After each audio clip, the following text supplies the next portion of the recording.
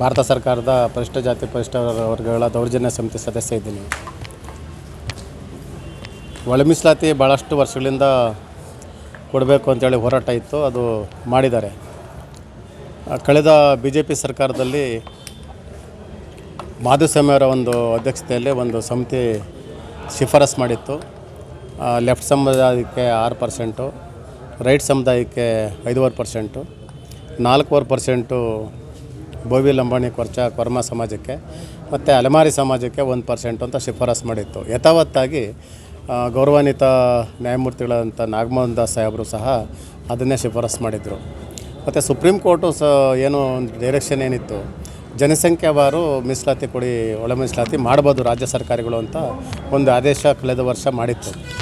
ಇದು ಯಾವುದೂ ಶಿಫಾರಸನ್ನು ಅಥವಾ ನಿರ್ದೇಶನವನ್ನು ಈಗಿನ ಸರ್ಕಾರ ಮಾಡಿಲ್ಲ, ಗೊಂದಲ ಮಾಡಿಟ್ಟಿದ್ದಾರೆ. ಈಗ ಲೆಫ್ಟು ರೈಟು ಸಮುದಾಯಕ್ಕೆ ಕೊಟ್ಟಿರೋದು ನಮ್ಮದೇನು ವಿರೋಧ ಇಲ್ಲ.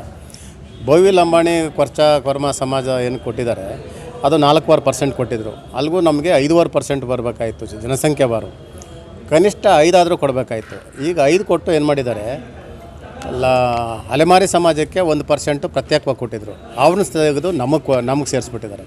ಅವರು ಇವತ್ತು ಎಜುಕೇಷನ್ನು ಮತ್ತು ಉದ್ಯೋಗ 2%, 1% ಸಹ ಇಲ್ಲ.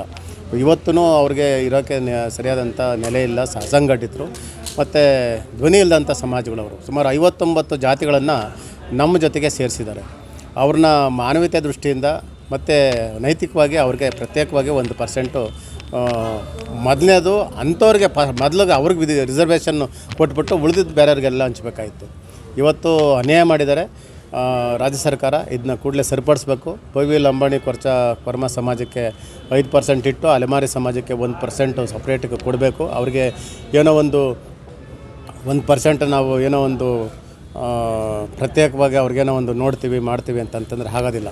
ಸಂವಿಧಾನಾತ್ಮಕವಾಗಿ ಕಾನೂನು ಚೌಕಟ್ಟಲ್ಲಿ ಅವ್ರಿಗೆ 1% ಅವ್ರಿಗೆ ಕೊಡೋದ್ರ ಮುಖಾಂತರ ಅವರು ಸಹ ಶಿಕ್ಷಣದಲ್ಲಿ ಮತ್ತು ಉದ್ಯೋಗದಲ್ಲಿ ರಾಜಕೀಯವಾಗಿ ಮೇಲೆ ಬರೋದಕ್ಕೆ ಒಂದು ಅವಕಾಶ ಮಾಡಿಕೊಡ್ಬೇಕು.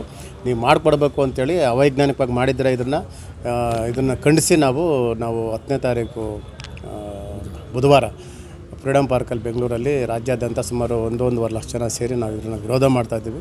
ಕೂಡಲೇ ಸರಿಪಡಿಸಬೇಕು ಮಾನ್ಯ ಮುಖ್ಯಮಂತ್ರಿಗಳು, ಉಪಮುಖ್ಯಮಂತ್ರಿಗಳು ಮತ್ತು ವಿಶೇಷವಾಗಿ ನಮ್ಮ ರಾಷ್ಟ್ರ ಮಟ್ಟದ ಮುಖಂಡರುಗಳಾದಂಥ ಸನ್ಮಾನ್ಯ KH ಮುನಿಯಪ್ಪ ಸಾಹೇಬರಲ್ಲಿ, ಪರಮೇಶ್ವರ್ ಸಾಹೇಬರಲ್ಲಿ ಮತ್ತು ಮಲ್ಲಿಕಾರ್ಜುನ ಖರ್ಗೆ ಸಾಹೇಬರಲ್ಲಿ ನಾನು ಮನವಿ ಮಾಡ್ಕೊಳ್ತೀವಿ.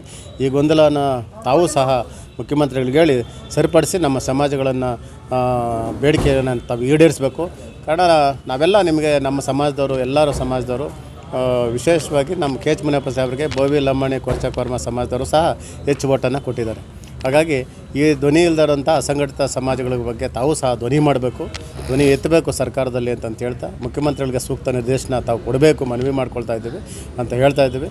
ಇದರ ಸಂಬಂಧಪಟ್ಟಂತೆ ನಾವು ಈ ಜಿಲ್ಲಾ ಉಸ್ತುವಾರಿ ಸಚಿವರನ್ನು ಸಹ ನಾವು ಒಂದು ಟೀಮ್ ಹೋಗಿ ಅವ್ರನ್ನ ಭೇಟಿ ಮಾಡಿ ತಾವು ಸಹ ಇದಕ್ಕೆ ಕೈ ಜೋಡಿಸ್ಬೇಕು ಅಂತ ನಾವು ಕೇಳ್ಕೊಳ್ತೀವಿ.